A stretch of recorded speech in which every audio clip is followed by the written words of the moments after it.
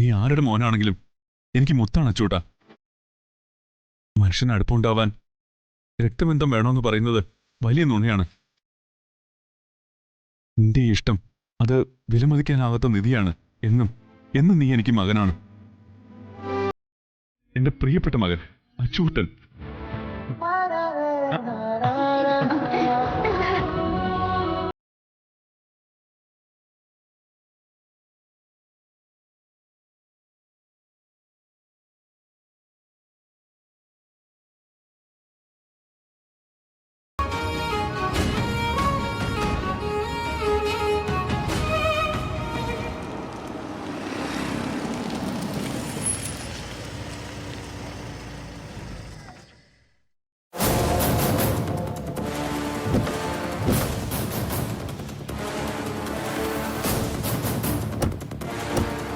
എന്തായി?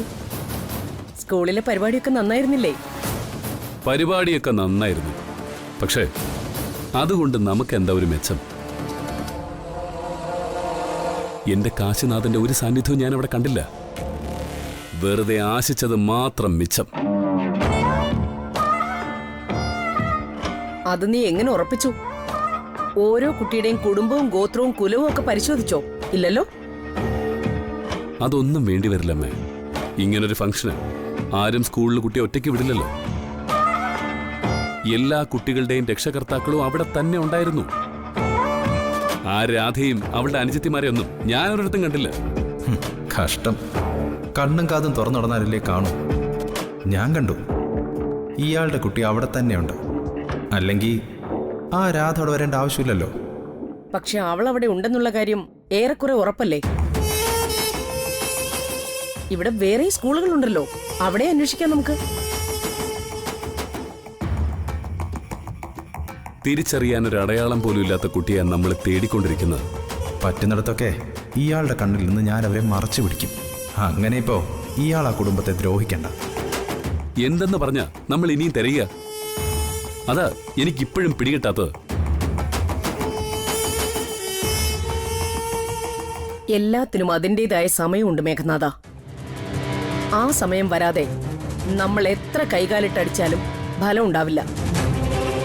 ഇന്നിപ്പോ ഞാൻ വിളിച്ചിട്ട് തൃപ്പങ്ങോട്ടെ പൂജാരി ഇവിടെ വന്നിരുന്നു. അദ്ദേഹത്തോടെ കാര്യങ്ങളെല്ലാം പറഞ്ഞു ഞാൻ. തൽക്കാലം ഒരു പരിഹാരവും അദ്ദേഹം നിർദ്ദേശിച്ചിട്ടുണ്ട്.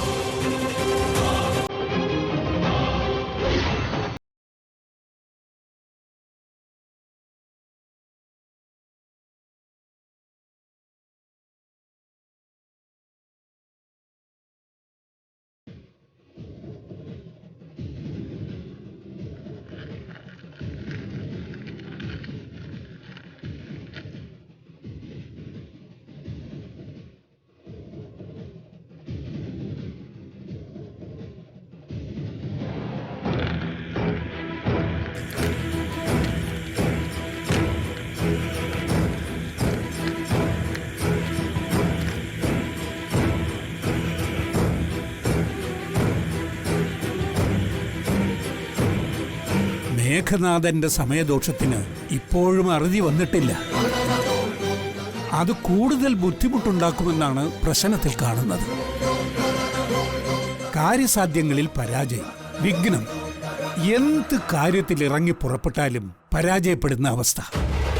മാനസിക നിലയിൽ പോലും തകരാറുകൾ വരാമെന്ന് കാണുന്നു. എന്നുവെച്ചാൽ ഭ്രാന്തോ? ഇതിനൊന്നും പരിഹാരങ്ങൾ ഉണ്ടാവില്ലേ തിരുമേനി? ഉണ്ടാകണം. പരിഹാരമില്ലാത്ത ഒരു പ്രശ്നവും ഇല്ലല്ലോ ലോകത്ത്.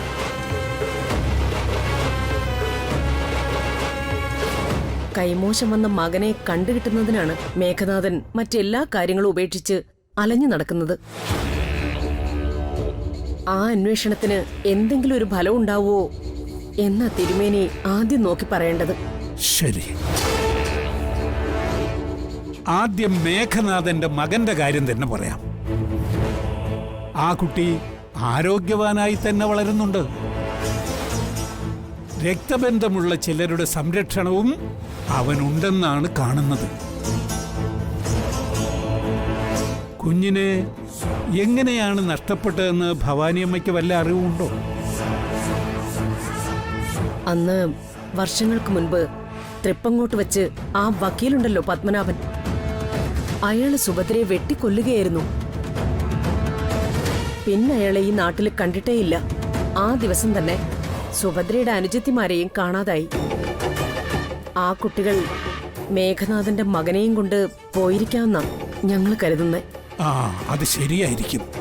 കാരണം പറഞ്ഞല്ലോ, പ്രശ്നം വച്ചാൽ കുട്ടിക്ക് രക്തബന്ധുക്കളുടെ സംരക്ഷണമാണ് കാണുന്നത്. അത് സുഭദ്രാമ്മയുടെ അനുജത്തിമാരായിരിക്കാനാണ് സാധ്യത. അതെ, ആ രാധയും അനുജത്തിമാരും ഈ നഗരത്തിലുണ്ടെന്നതിന് മേഘനാഥന് ചില സൂചനകൾ കിട്ടിയിരുന്നു. മകൻ അവർക്കൊപ്പം ഉണ്ടെങ്കിൽ അവരെ കൂടി സംരക്ഷിക്കണമെന്ന് മേഘനാഥനൊരാഗ്രഹമുണ്ട്. പക്ഷേ അവരെ ഒരിടത്തും കണ്ടു കിട്ടുന്നില്ല തിരുമേനി. പക്ഷേ മേഘനാഥന്റെ ചുറ്റുവട്ടത്ത് എവിടെയോ തന്നെ അദ്ദേഹത്തിന്റെ മകനുണ്ടെന്നാണ് കാണുന്നത്. അവർ തമ്മിൽ മുഖാമുഖം കണ്ടിട്ടുണ്ടാവും എന്നുപോലും പ്രശ്നത്തിൽ തെളിയുന്നു. പക്ഷേ തിരിച്ചറിയുന്നില്ല എന്ന് മാത്രം. അതെ, അതുതന്നെയാ തിരുമേനി ഇപ്പോഴത്തെ പ്രധാന പ്രശ്നവും. അതിനു വേണം ആദ്യം ഒരു പ്രതിവിധി പറയാൻ.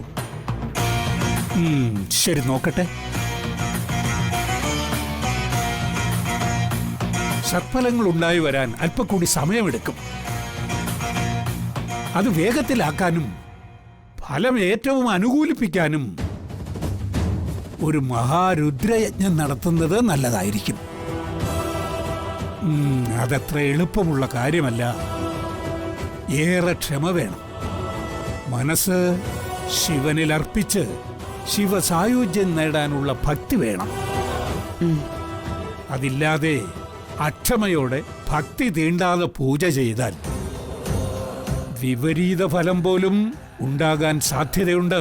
ഇല്ല, അവനത് ചെയ്യും തിരുമേനി. അവനെ കൊണ്ട് നമുക്കത് ചെയ്യിക്കാം. മകനെക്കുറിച്ചുള്ള ചിന്ത അവന് അത്രമാത്രം ഉണ്ടെന്ന് തീർച്ചയാ. എങ്കിൽ വളരെ നല്ലത്. പ്രഭാതം മുതൽ ഏതാണ്ട് അർദ്ധരാത്രി വരെ നീളുന്ന പൂജയാണിത്. ശിവലിംഗവും ഹോമകുണ്ടവും സ്ഥാപിച്ച് ഒരു ശിവലോകം തന്നെ സൃഷ്ടിച്ച് മേൽക്കൂര പോലുമില്ലാതെ വെയിലേറ്റ് വേണം പൂജ ചെയ്യാൻ.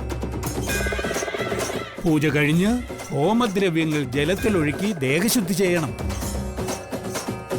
വെയിലെങ്കിൽ വെയിൽ, മഴയെങ്കിൽ മഴ, എന്തായാലും അനുഭവിക്കണം. ഇതൊക്കെയാണ് പൂജാവിധികൾ.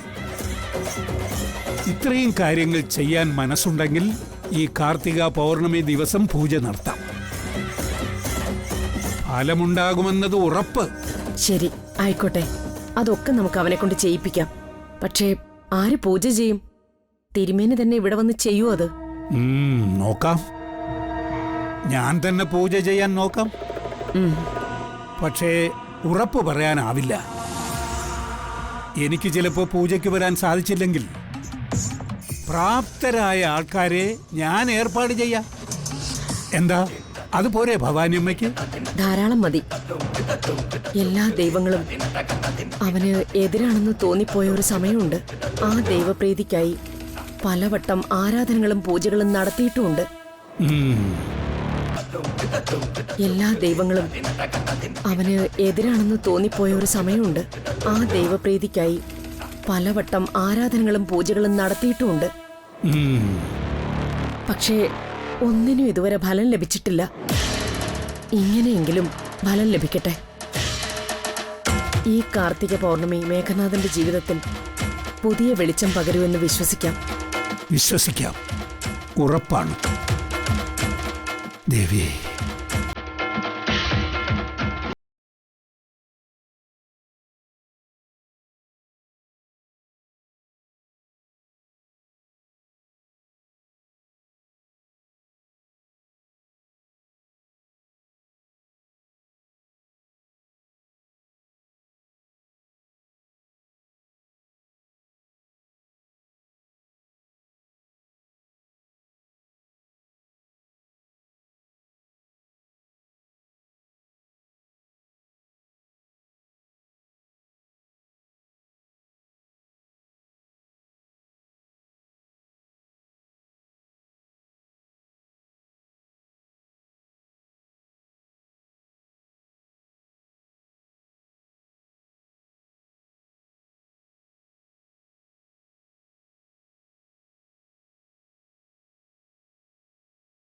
ഭീഷണിപ്പെടുത്തുമ്പോൾ ഇത് വെറും നിസ്സാരം.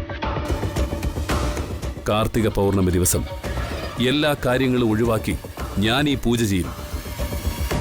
അതിനുള്ള ഒരുക്കങ്ങൾ ഞാൻ ഇപ്പൊ തന്നെ തുടങ്ങുക. ഭാസി, ആ ആ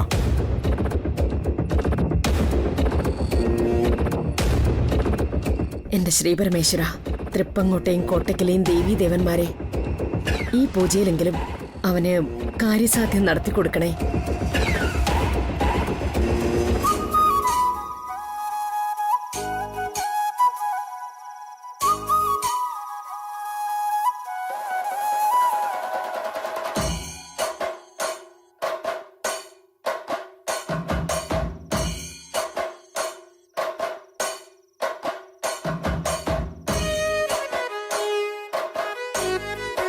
അമ്മേ,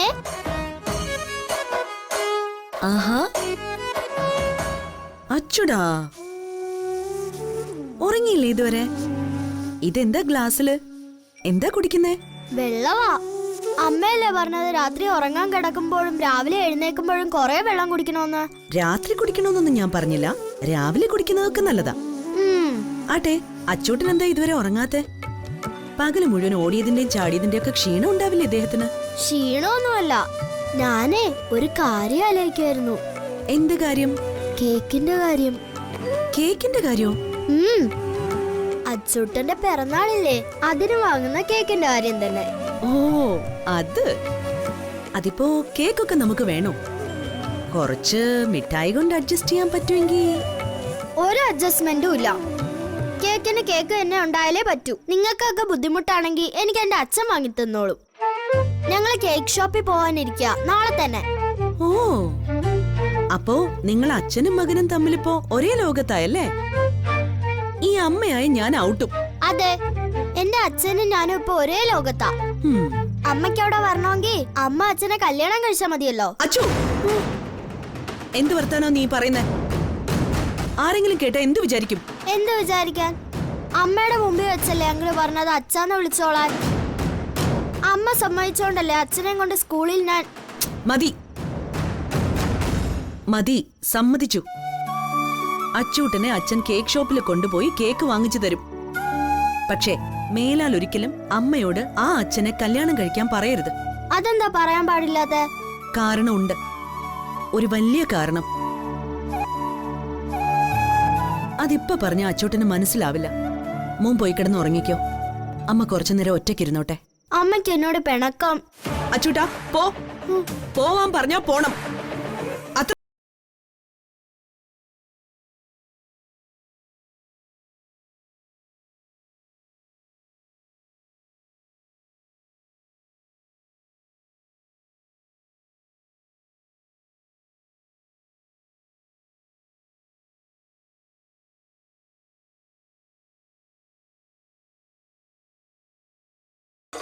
ഞാനിത് മനഃപൂർവ്വമല്ല, ആഗ്രഹിച്ചിട്ടുമല്ല. മോനെ വിഷമിപ്പിക്കാതിരിക്കാൻ മെനഞ്ഞൊരു കഥ മാത്ര പ്രസാദേട്ടനെ അവന്റെ അച്ഛനാക്കിയത്. അവരുടെ ആ ലോകത്തിലെ ഭാര്യാപദം എനിക്ക് വേണ്ട. എന്റെ ലോകത്ത് നീ മാത്രമേ ഉള്ളൂ. എന്നെ മാലയിട്ട് കൈ പിടിച്ചുറപ്പിച്ച നമ്മുടെ ലോകം മാത്രം.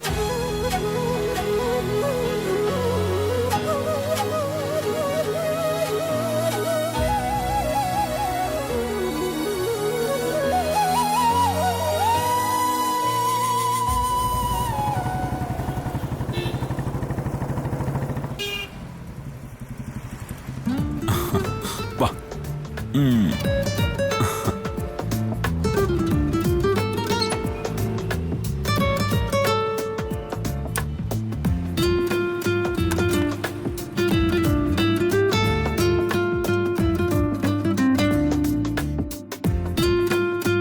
വരണം സർ. എന്താ വേണ്ടത്? ഞങ്ങൾക്കൊരു കേക്ക് വേണം. ഓ, സ്പെഷ്യൽ ഒക്കേഷൻ എന്തെങ്കിലും ആണോ സർ? അതെ, ബർത്ത്ഡേ, മോന്റെ ബർത്ത്ഡേ. ആ, എന്നത്തേക്കാണ് സർ കേക്ക് വേണ്ടത്? നാളെ ബർത്ത്ഡേ. സർ, ഇതിൽ നോക്കണം.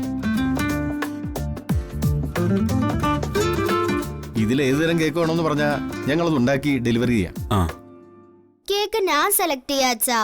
ദാ.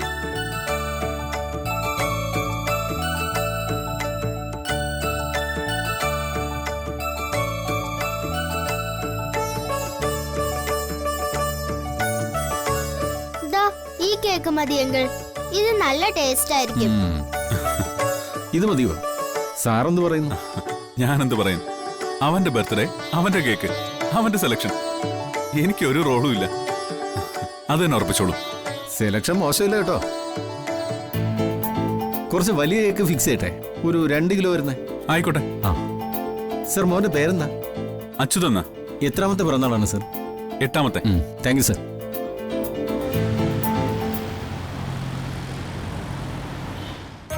ഒരു അഡ്വാൻസ് എന്ന് അഡ്രസ് പറഞ്ഞാൽ നാളെ ഡെലിവറി ചെയ്യാമായിരുന്നു. എത്ര വേണ്ടേ? അഡ്വാൻസ് അല്ലേ, മുഴുവനും പേ ചെയ്യാം ഇപ്പൊ തന്നെ.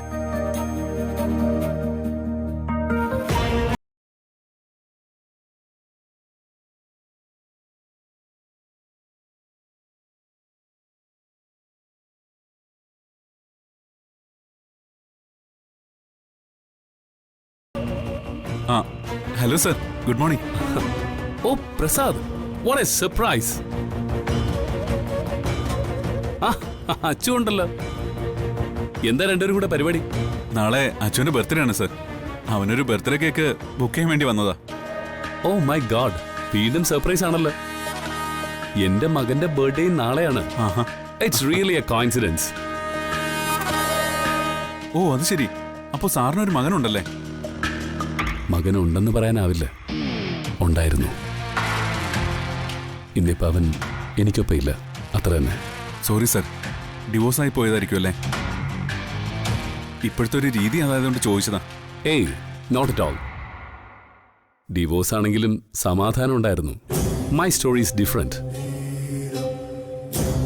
കണ്ണു നിറയെ കാണും മുമ്പേ അവൻ എനിക്ക് നഷ്ടപ്പെട്ടു പോയി. ഈ അച്യുതനെ കാണുമ്പോഴേ എനിക്ക് അവനെ ഓർമ്മ വരുന്നത്. എന്റെ മകൻ കാശിനാഥനും ഏതാണ്ട് ഇത്ര പ്രായം എന്ന് പറയാം. സാറിപ്പോ കേക്ക് വാങ്ങിക്കാൻ വന്നായിരിക്കും അല്ലേ? ഓ, ഞാൻ പറഞ്ഞല്ലോ, നാളെയാണ് അവന്റെ ബർത്ത്ഡേ.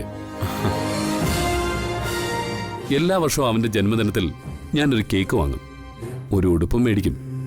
അവനില്ലാത്തോണ്ട് ഞാൻ തന്നെ ആ കേക്ക് മുറിക്കുക. ഈ വർഷവും ആ പതിവ് തന്നെ തുടരാന്ന് കരുതി ഞാൻ അതിനുവേണ്ടി ഒരു കേക്ക് വാങ്ങാനാ വന്നത്. അങ്കിൾ, അങ്കിളിന്റെ മകന്റെ ബർത്ത്ഡേ കേക്ക് ഞാൻ സെലക്ട് ചെയ്യട്ടെ? പിന്നെന്താ, അച്ചു തന്നെ സെലക്ട് ചെയ്തോളൂ. എവിടെ കാറ്റലോഗ്? വാ,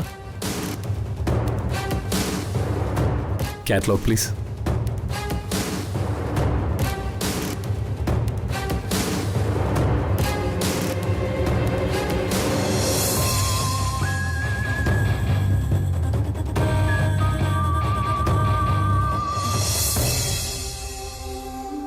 അങ്കിൾ, ഇത് നല്ലതാ, ഇത് വാങ്ങിക്ക്.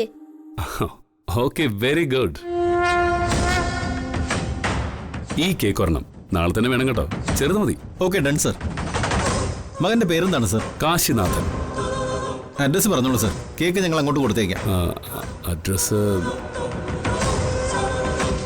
നാളെ പുലർച്ചെ തൊട്ട് ഞാനിവിടെ അമ്പലത്തിൽ പൂജയിലായിരിക്കും. കേക്ക് നിങ്ങൾക്ക് അവിടെ തരാൻ പറ്റുമോ?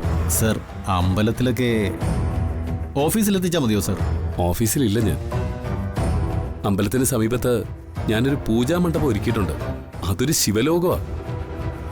അമ്പലത്തിലോട്ട് വരുമ്പോ തന്നെ നിങ്ങൾക്കത് കാണാം. നിങ്ങൾ അവിടെ തന്നാ മതി. ശരി സർ. അങ്ങനെയാണെങ്കിൽ വെജിറ്റേറിയൻ കേക്കായിരിക്കും നല്ലത്. Very good. എങ്കിൽ നിങ്ങളുടെ വെജിറ്റേറിയൻ കേക്ക് തന്നെ ആയിക്കോട്ടെ. ഫാസി, കാശ് കൊടുക്ക. അങ്കിൾ, നാളെ എന്റെ ഹാപ്പി ബർത്ത്ഡേക്ക് അങ്കിൾ എന്റെ വീട്ടിൽ വരുമോ? ഓ അയ്യോ, നാളെ പറ്റില്ലല്ലോ അച്ഛൻ. ഞാൻ പറഞ്ഞില്ലേ പൂജയുണ്ടെന്ന്. രാവിലെ മുതൽ രാത്രി വരെ നീളുന്നതാ. അതുകൊണ്ടാ മോനെ. ഇല്ലെങ്കിൽ വരായിരുന്നു. എങ്കിൽ നാളെ രാവിലെ അങ്കിൾ എന്റെ ഫോണിൽ വിളിച്ച് വിഷ് ചെയ്യണം. എന്താ പറ്റോ? പിന്നെന്താ, അത് ചെയ്യാലോ. അച്ഛന്റെ ഫോൺ നമ്പർ പറ. എന്റെ അല്ല, അമ്മയുടെ നമ്പർ തരാം. എനിക്ക് ഫോണില്ലല്ലോ. ആയിക്കോട്ടെ, നമ്പർ പറയുമോ? 9846 2255. അച്ചൂട്ടന്റെ അമ്മയുടെ പേരെന്താ? Anjali. Oh good. Anjali care of Achyut, my little friend. Okay.